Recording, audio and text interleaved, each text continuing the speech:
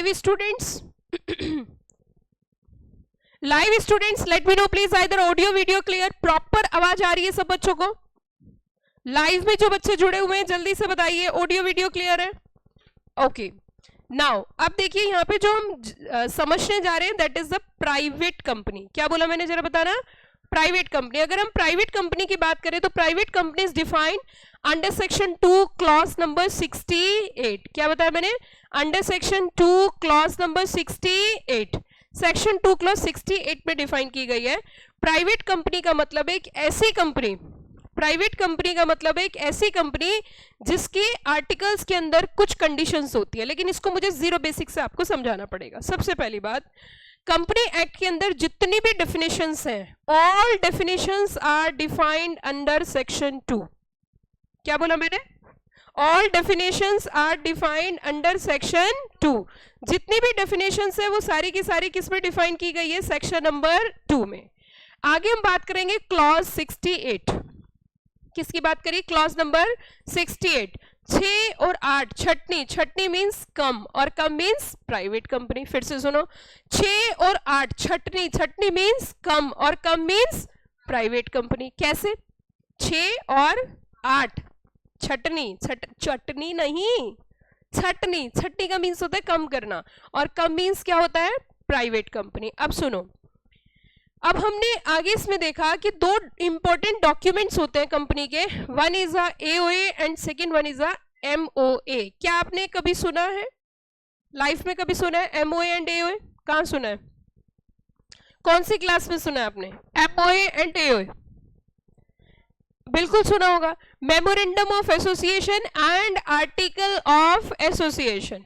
Memorandum of association को आप कुछ इस तरीके से समझना कि कंपनी की मेमोरी रैंडम फॉर्म में रखी जाती है, कंपनी की मेमोरी रैंडम फॉर्म में रखी जाती है, तो that is known as memorandum. क्या बोला मैंने? कंपनी की मेमोरी रैंडम फॉर्म में रखी जाती है, इसीलिए उसे क्या बोलते हैं? मेमोरेंडम। क्या बोला मैंने? Memorandum. That is the section number 4। अब सुनो, इसे कैसे याद करेंगे? चारों ओर दिमाग लगाकर मेमोरी शार्प होती है। फिर से सुनो, चारों ओर दिमाग लगाकर मेमोरी क्या होती है? शार्प होती है। Section number 4। चारों ओर दिमाग लगाकर क्या हो रही है? मेमोरी शार्प हो रही है, तो सेक्शन नंबर 4। अब आगे सुनो, आगे कहता है जहां जहां तू होगा मेरा साया तेरे साथ होगा, आगे आगे एमओए होगा और पीछे पीछे एओए होगा। तो सेक्शन 4 में क्या है? एमओए। तो 5 में क्या होगा? एओए। क्लियर? All clear? 5 में क्या होगा? एओए। 4 में क्या है? एमओए। अब सुनो जरा, जो आर्टिकल ऑफ एसोसिएशन है उसके अंदर कंडीशंस होती हैं। आर्टिकल ऑफ एसोसिएशन के अंदर 3 कंडीशंस दी जाती है। There are total 3 conditions. 3 conditions are available.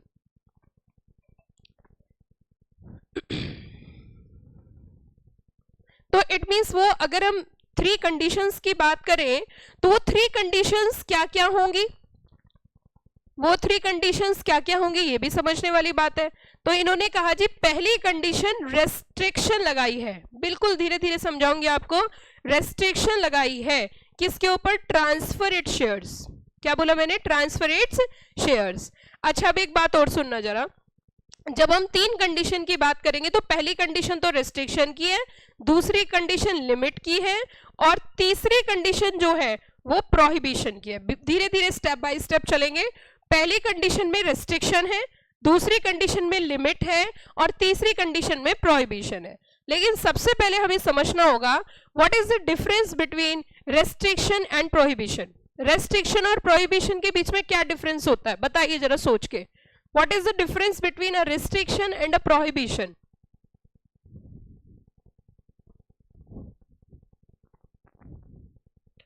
First AC का remote.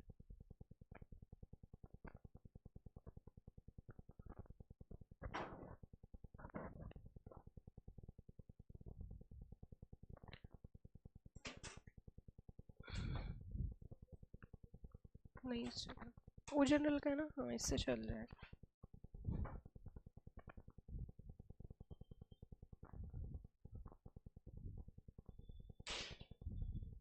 What is the difference between a restriction and a prohibition? बताइए जल्दी से।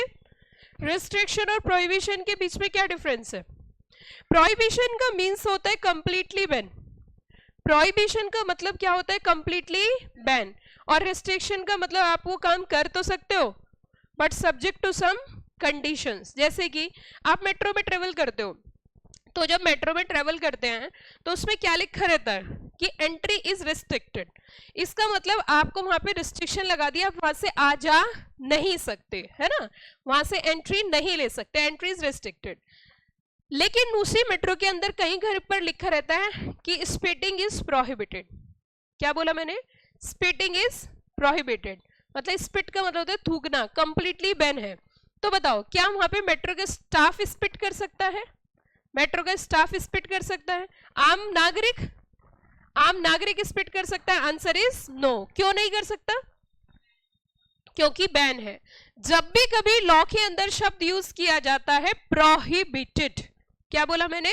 प्रोहिबिटेड, इसका मतलब होता है कंप्लीटली बैन, फुल्ली बैन, पूरे तरीके से बैन। समझ में आई मेरी बात? मैं क्या कह रही हूँ? कंप्लीटली बैन, पूरे तरीके से बैन, कि आप उस काम को अब कर ही नहीं सकते। अब मैं आपको वो तीनों कंडीशन समझा सकती हूँ, क्योंकि प्राइवेट कंपनी ही टॉपिक एक ऐसा है जिसको समझाने में थोड़ा टाइम लगता है। चलिए जी, स्टेप बाय स्टेप। सबसे पहली कंडीशन कहता है कि उसके आर्टिकल ऑफ एसोसिएशन के अंदर, सेक्शन बताओ आर्टिकल ऑफ एसोसिएशन का, जल्दी फटाफट। सेक्शन आर्टिकल ऑफ एसोसिएशन का, लाइव वाले बच्चे आप में, हाँ बताइए सेक्शन कौन सा है? सेक्शन 5 है। उसके अंदर कुछ कंडीशंस होंगी। इन्होंने कहा restriction the right to transfer shares. मेरा पहला क्वेश्चन ये है, क्या यहाँ पे डिबेंचर लिखा? क्या यहाँ पे बॉन्ड लिखा? यहाँ पे क्या शब्द लिखा है? शेयर्स। इसका मतलब रेस्ट्रिक्शन किसके ऊपर लगाई है? शेयर्स के ऊपर। अब ये बताइए, क्या यहाँ पे प्रोहिबिशन लिखा है या रेस्ट्रिक्शन लिखा है? रेस्ट्रिक्शन लिखा है। इट मींस रेस्ट्रिक्शन का मतलब क्या होता है कि क्या प्राइवेट कंपनी में शेयर्स ट्रांसफर हो ही नहीं सकते? हो सकते हैं but subject to some conditions. Yes और no? Subject to some conditions. Transfer हो सकते हैं लेकिन कुछ कंडीशंस का पालन करना पड़ेगा। अब वो क्या कंडीशंस होती है? तो क्वेश्चन नंबर 1 कि जब हम एक प्रोफेशनल कोर्स करते हैं और हम एक नॉर्मल कोर्स करते हैं, तो नॉर्मल कोर्स में हम बस पढ़ते जाते हैं कि ये कंडीशन है, लेकिन हमें ये नहीं पता होता कि ये कंडीशन क्यों है। मैं आपसे पूछना चाहती हूं, आप अपना दिमाग दौड़ाओ कि प्राइवेट कंपनी के अंदर शेयर के ट्रांसफर करने पे कंडीशन क्यों लगाई? बताइए जल्दी से कि शेयर के ट्रांसफर करने पर कंडीशन क्यों लगाई, क्या वजह थी? जल्दी बताइए। हाँ जी बताइए जल्दी से, कम ऑन रिप्लाई। बताइए बेटा जल्दी से, क्या रीजन है कि प्राइवेट कंपनी के शेयर्स ट्रांसफर करने पे क्यों लगाई है रेस्ट्रिक्शन?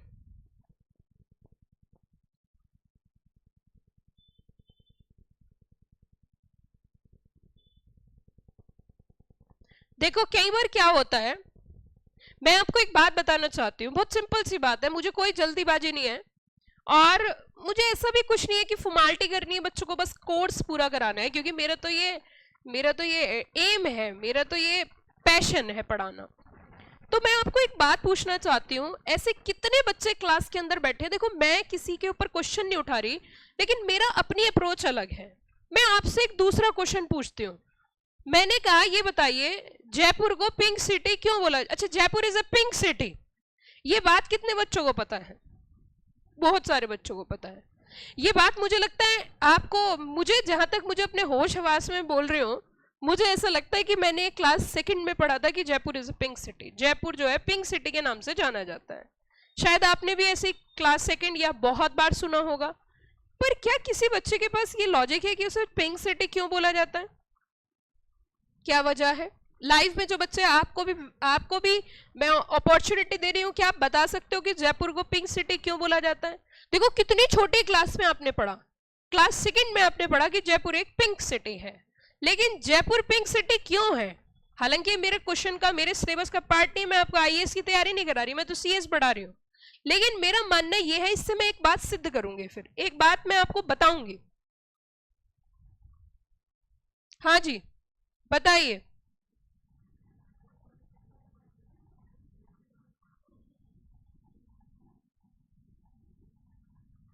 बताइए बेटा, क्यों बोला जाता है पिंक सिटी? कोई बच्चा राजस्थान से है यहाँ पे? तो राजस्थान वालों को तो पता ही होना चाहिए कि जयपुर को पिंक सिटी क्यों बोला जाता है, क्योंकि उनका तो खास रिलेशन है उससे। नहीं पता? क्यों नहीं पता है? पता है क्यों? एक्चुअली हमें बस पढ़ाया जा रहा है। हमारे माइंड में ना एक ब्रांचिंग कैपेबिलिटी होती है, हमारा जो माइंड है उसकी एक ब्रांचिंग कैपेबिलिटी होती है। अगर हम ब्रांचिंग कैपेबिलिटी बच्चे की डेवलप कर दे तो बच्चा बहुत होशियार हो जाता है, और वो होती है क्यों से। जब आप क्या के साथ साथ क्यों पढ़ने लगते हो तो आपको वो पढ़ाई नहीं लगती, आपको इंटरेस्ट क्रिएट होता है। यही काम हमें करना होता है। अब आप सोचोगे मैम आप ही बता दीजिए। एक बार क्या हुआ था कि हमारे जयपुर के अंदर राजा आए थे वेल्स से, वेल्स सिटी है वहां से, विदेश से। तो यहाँ पे महाराजा राम सिंह के कहने पर पूरे के पूरे शहर को खूबसूरत दिखाने के लिए पिंक कर दिया था, गुलाबी बना दिया था। तो तब से इसे पिंक सिटी बोला जाता है। और ये बात 1853 की है, आज की नहीं है, बहुत पुरानी है। तो मैं बस ये एक छोटी सी बात मैंने इसलिए आपके साथ डिस्कशन किया क्योंकि मैं ये समझाना चाहती हूँ कि अगर कल को आपके बच्चे, आजकल के बच्चे बड़े शैतान हैं, और आपसे पूछने लगे कि आप ये बताइए Jaipur is a pink city, वो भी पढ़ेंगे और उन्होंने ये पूछने की जिसे पिंक सिटी क्यों बोलते हैं। तो आपकी इतनी बड़ी डिग्री, इतनी लंबी चौड़ी पढ़ाई सब बेकार है। तो थोड़ी ना चीजों को समझने के साथ साथ उसकी जड़ को भी समझिए। अब मैं आपको इसकी जड़ समझाती हूँ। जो मेरा प्रोफेशन तो कानून पढ़ाना है, और कानून में भी I am more expert in corporate laws and other laws also. So मैं इसकी अब एक देखो, एक होता है बच्चों को रटवाना और एक होता है बच्चों को उस लायक बना देना कि बस वो खुद ही पढ़ते चले जाए, समझ डेवलप करना। अगर हम रिस्ट्रिक्शन की बात करें तो लॉ मेकर ने प्राइवेट कंपनी को कुछ पॉजिटिव और कुछ नेगेटिव पॉइंट्स दिए। प्राइवेट कंपनी के पॉजिटिव पॉइंट ये हैं कि जो नॉर्मल पब्लिक कंपनी होती है उसमें पब्लिक का पैसा होता है। प्राइवेट कंपनी में सिर्फ 200 लोग ही पैसे दे सकते हैं, 200 से ज्यादा लोग उसमें पैसे दे ही नहीं सकते। मतलब एक प्राइवेट कंपनी 200 से अधिक लोगों से फंड रेस नहीं कर सकता, इसीलिए उसे प्राइवेटली बोला जाता है। तो इसी चीज को ध्यान में रखते हुए प्राइवेट कंपनी को, जो कंपनी लॉ के अंदर 470 सेक्शन है, 470 सेक्शंस आर दिए, उनमें से बहुत सारे सेक्शंस की छूट दी गई है, रिलैक्सेशन दी गई है, सिर्फ इस वजह से कि ये प्राइवेट कंपनी है। बात समझ में आई? लेकिन एक तरफ ये भी बोला कि प्राइवेट कंपनी के अंदर 200 से अधिक मेंबर नहीं हो सकते हैं। तो प्राइवेट कंपनी जो एक व्यापार करने का तरीका है वो सिलेक्टेड लोगों का है, और जब सिलेक्टेड लोग एक कंपनी में पैसा देते हैं तो उस कंपनी को चलाया जाता है, फिर उसमें जो बचता है वो उनके बीच में बांटा जाता है in the form of dividend. यहां पे इन्होंने ये कहा कि अगर फ्री ट्रांसफर कर देंगे, फ्रीली ट्रांसफर कर देंगे कि किसी के पास भी शेयर जा सकता है। जैसे मेरे पास 10 शेयर हैं और अभी कंपनी के अंदर टोटल 200 मेंबर्स थे और मैंने वो एक एक शेयर 9 लोगों को दे दिया, तो 209 मेंबर बन जाएंगे ना। सबके पास एक शेयर है तो एक भी हो चाहे दो भी हो, मेंबर तो मेंबर होते हैं, तो लिमिट एक्सीड हो जाएगी। दूसरी चीज इन्होंने कहा कि जब भी कभी आप शेयर ट्रांसफर करोगे, मतलब प्राइवेट कंपनी के जो शेयर होल्डर्स है जब शेयर ट्रांसफर करेंगे तो ट्रांसफर करने से पहले कंडीशन होती है, that is the pre-emptive right. क्या बोला मैंने? Pre-emptive right. मैंने आपसे पहले ही कहा था कि आपको ये सेकंड लेवल पे भी चीजें पढ़नी है, लेकिन आपको बेसिक दिया गया है, पर मैं आपको तैयार थोड़ा ऊंचे लेवल का करूंगी। तो अब इसमें ये बात बोली गई है, जो प्रीएम्प्टिव राइट है, प्रीएम्प्टिव राइट का मतलब होता है कि आप फर्दर किसी को शेयर देने से पहले एग्जिस्टिंग से पहले पूछोगे क्या आपको शेयर्स चाहिए, तो इसे बोलते हैं प्रीएम्प्टिव राइट। जैसे मैं इसका एक दूसरा साधारण सा एग्जाम्पल देती हूँ। जैसे कई बार आपने देखा होगा घरों के अंदर 4 लड़के हैं और पिताजी के नाम पे सारी प्रॉपर्टी है, all property vest with in the ownership of the father, और फादर की जो है थोड़ी तबीयत बिगड़ गई है, and you know very well after the death of the father all property is to be divided into 4 parts, 4 sons. और जो छोटा लड़का है वो बड़ा ही नालायक है, वो सुबह शाम दोपहर बस एक ही जगह जाता है, ठेका देसी शराब। और ये बात सबको पता है, सबको पता है ये बात। और पिताजी को ये बात पता है कि मेरे मरने के बाद इसके नाम पे जो भी संपत्ति आएगी सबको बेच देगा, क्योंकि उसने उससे ठेकेदार से यही बोल रखा है, दुकान वाले से यही बोल रखा है कि भाई बस कुछ दिनों की बात है, तू मेरा जुगाड़ करता रहे, मैं तुझे सारी प्रॉपर्टी तुझे दे दूंगा। ये चीज उन्हें पता है, उन्होंने क्या किया, आप ये भी चीज पढ़ोगे जब ट्रांसफर प्रॉपर्टी एक्ट पढ़ाया जाएगा, तो उन्होंने क्या कंडीशन लगा दी कि हमारे जो छोटे लड़के के नाम पे जो प्रॉपर्टी आएगी और वो फर्दर किसी को अगर बेचेगा तो घर में से पहले एग्जिस्टिंग तीनों भाइयों से पूछनी पड़ेगी, अगर वो नहीं लेंगे तब किसी बाहर वाले को बेच सकता है। ये भी एक तरीके से कंडीशन होगी। ये इसके लिए तो अभी आपने पैसे नहीं दिए, लेकिन फिर भी मैंने आपको बेच दिया। ये हम एग्जीक्यूटिव में पढ़ेंगे और जब JIGL सब्जेक्ट है वहां पढ़ेंगे, लेकिन फिलहाल मैंने आपको प्रीएम्प्टिव राइट बताया। आई थिंक सो आपको क्लियर हो गया होगा। अब मैं आपसे दूसरा प्रश्न पूछना चाहती हूं, मैं आपसे दूसरा क्वेश्चन पूछना चाहती हूं, और दूसरा क्वेश्चन बच्चों ये है कि यहां पर प्रोहिबिशन क्यों नहीं लिखा है, रिस्ट्रिक्शन क्यों लिखा गया? क्या लॉजिक है यहां पे कि यहां पे रिस्ट्रिक्शन लिखा, प्रोहिबिशन नहीं लिखा? सोच के बताइए।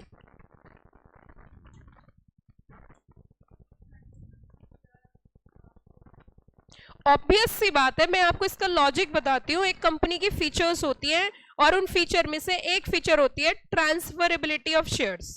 क्या फीचर होती है जरा बताना? ट्रांसफरेबिलिटी ऑफ शेयर्स, है ना, बोलते हैं ना ट्रांसफरेबिलिटी ऑफ शेयर। लेकिन अगर प्राइवेट कंपनी से वो फीचर छीन ली जाएगी तो ट्रांसफरेबिलिटी ऑफ शेयर्स की जो फीचर्स है वो पूरे तरीके से क्या हो जाएगी? खत्म हो जाएगी। क्या बोला मैंने? पूरे तरीके से क्या हो जाएगी? खत्म हो जाएगी। क्लियर या ऑल क्लियर? लेकिन इसी वजह से यहाँ पे सिर्फ क्या लिखा गया?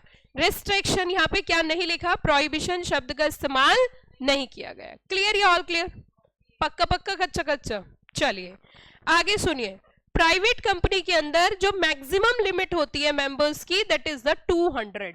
कितनी बताई मैंने? जो मैक्सिमम लिमिट है वो कितनी है बच्चों? 200। मतलब एक प्राइवेट कंपनी में ज्यादा से ज्यादा कितने मेंबर्स हो सकते हैं? 200। 200 से ज्यादा मेंबर्स नहीं हो सकते हैं, नहीं हो सकते हैं 200 से ज्यादा। लेकिन एक चीज इसमें आपको ध्यान रखनी होगी कि अगर मैं आपसे बोलूं what's your good name? Priyanka. मैंने कहा प्रियंका को छोड़ के सारे बच्चे क्लास के बाहर चले जाओ, तो क्या प्रियंका क्लास में ही कवर हो रही थी? अगर मैं बोलती सारे बच्चे क्लास के बाहर चले जाओ तो क्या प्रियंका भी चली जाती? बोलो ना, हाँ ना तो बोलो। मैंने कहा प्रियंका को छोड़कर सारे बच्चे क्लास के बाहर चले जाइए, तो क्या प्रियंका को मैंने स्पेशली एक्सक्लूड किया क्योंकि वो इंक्लूड थी?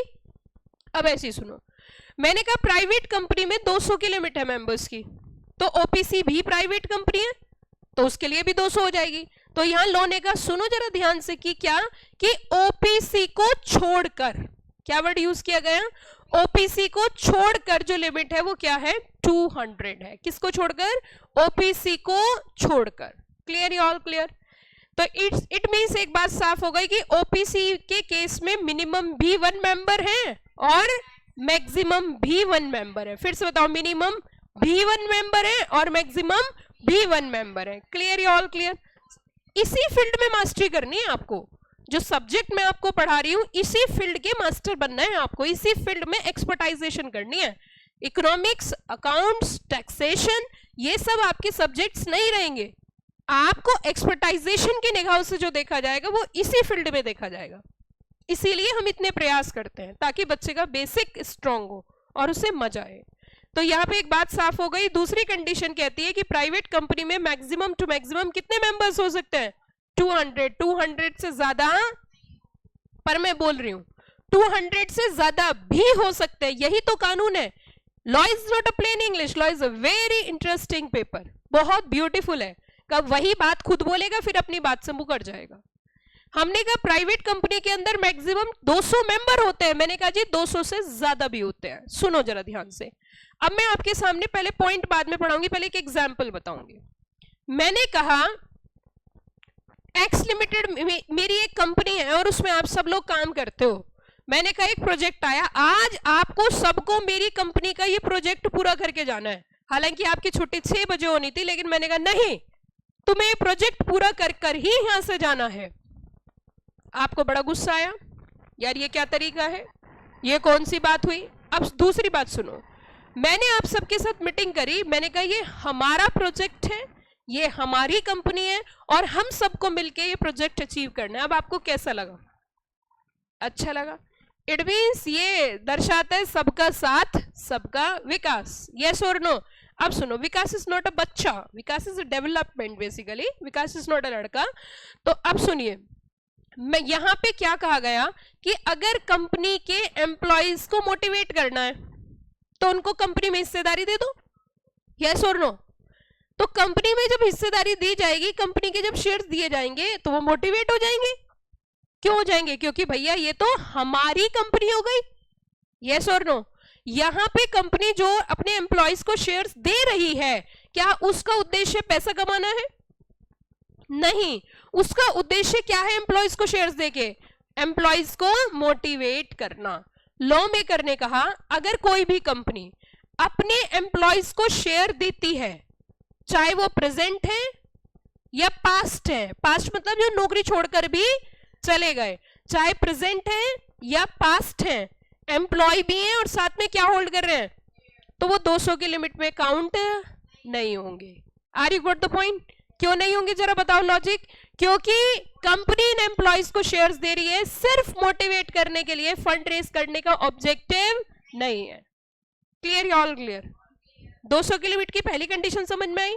दूसरी बात, अगर जॉइंट में कोई भी शेयर होल्ड करेगा, अगर जॉइंटली कोई भी शेयर होल्ड करेगा, जैसे राम और सीता ने मिलकर 10 शेयर होल्ड किए, तो वहां पे एक मेंबर माना जाएगा, 2 मेंबर नहीं माने जाएंगे।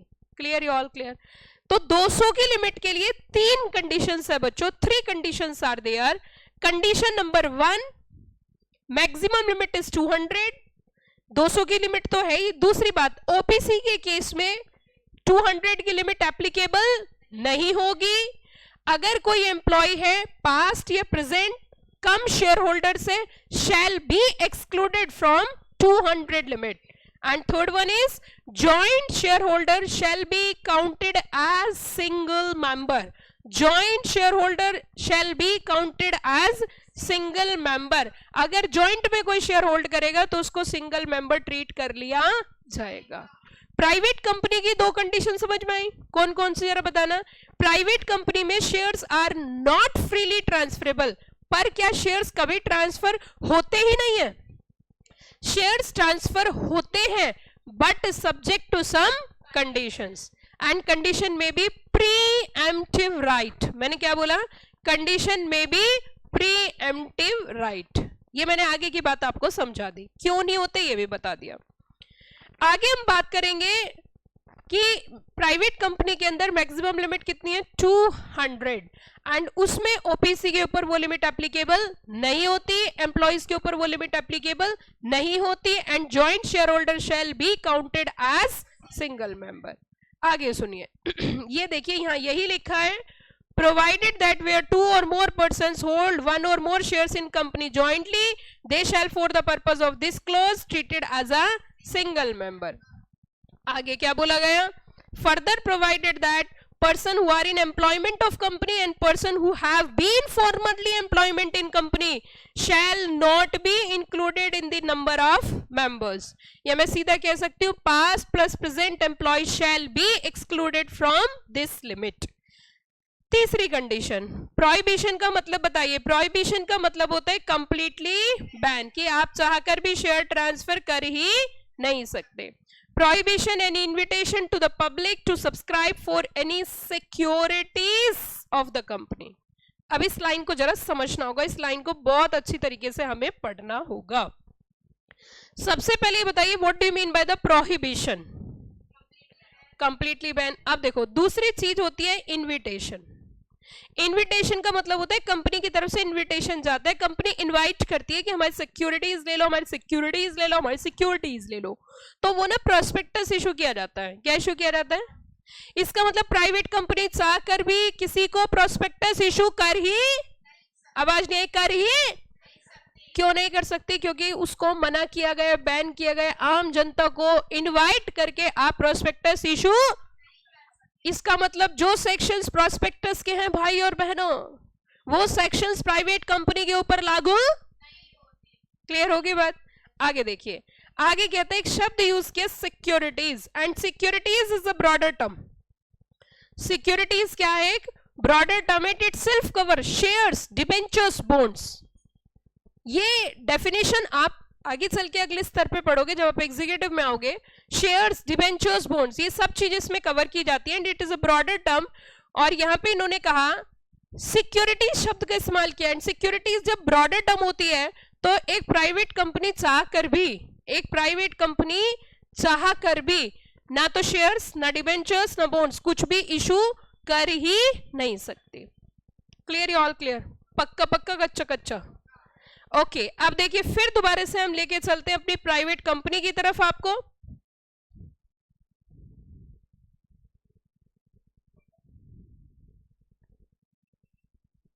ये देखिए, private company is defined under section 2 clause 68। कौन से सेक्शन में डिफाइंड है? 2 क्लॉज 68। एक प्राइवेट कंपनी को बनाने के लिए कम से कम 2 डायरेक्टर होने चाहिए। कितने डायरेक्टर बताए जरा मैंने? कम से कम कितने डायरेक्टर, जल्दी बताओ? 2 डायरेक्टर। ये बात कहां लिखी है? सेक्शन नंबर 149 में। कहां लिखी है? 149। प्राइवेट कंपनी को बनाने के लिए कम से कम 2 मेंबर चाहिए, बात लिखी है सेक्शन नंबर 3 के अंदर। कौन से सेक्शन में? 3 में। मैक्सिमम मेंबर कितने हो सकते हैं? 200। प्राइवेट लिमिटेड शब्द का इस्तेमाल किया जाता है कहां पे? कंपनी के लास्ट में, पीवीटी लिमिटेड। उसी के साथ साथ अगर हम थोड़ा सा आगे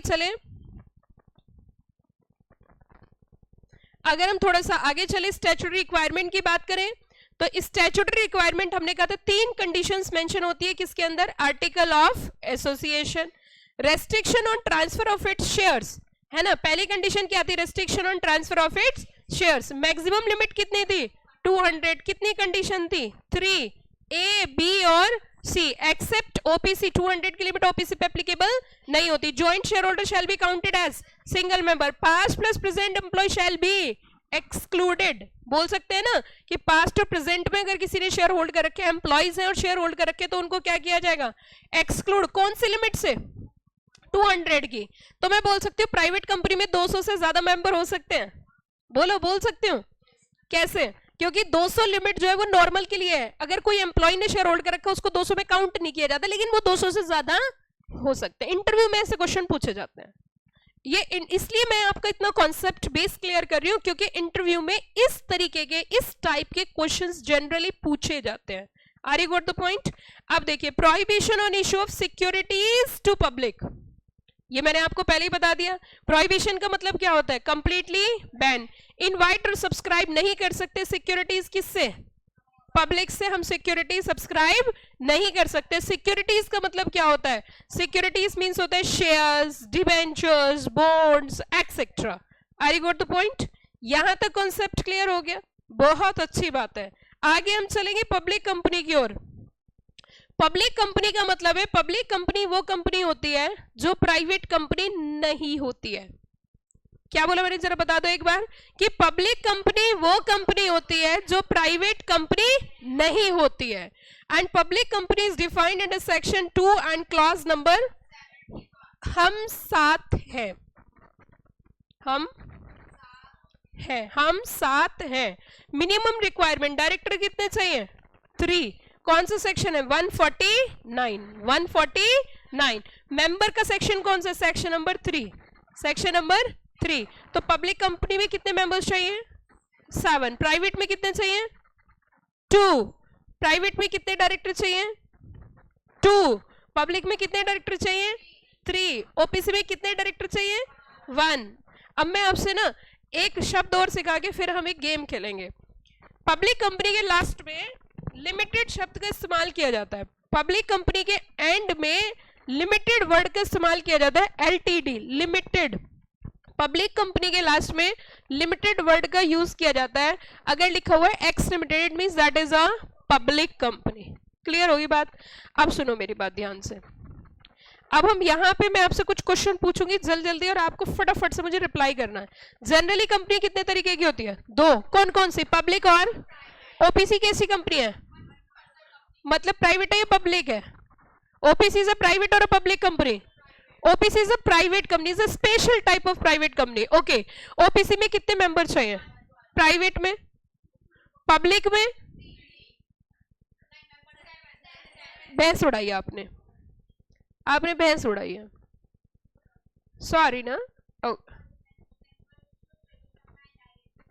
ओके, ये this is a game actually. चिड़िया उड़ सुना है आपने इस गेम के बारे में? चिड़िया उड़ तोता उड़ मैना उड़।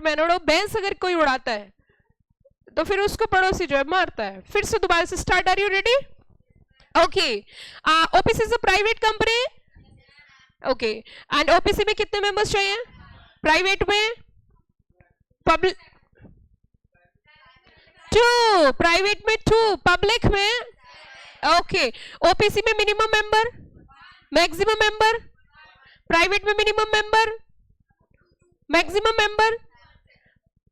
देखो भैंस उड़ा रही है बार बार, ये मैं दिमाग से खेल रही हूं आपके। प्राइवेट में मिनिमम मेंबर प्राइवेट में, मैक्सिमम 200, पब्लिक कंपनी में minimum member, maximum unlimited, no limited. एक बार नो लिमिट, अब फिर दोबारा से रिपीट कर रही हूं और ध्यान से सुनना इस बार। ओपीसी में कितने मेंबर चाहिए? मिनिमम, मैक्सिमम, प्राइवेट में मिनिमम, मैक्सिमम, पब्लिक में मिनिमम, मैक्सिमम। Very good. अब डायरेक्टर की बात करेंगे। ओपीसी में minimum director, okay, and maximum director 15, 15, 15। यही चीज समझानी थी मुझे। आप दिल से खेलोगे कि मेंबर 1 है तो डायरेक्टर भी 1 है। गलत, गलत, खत्म।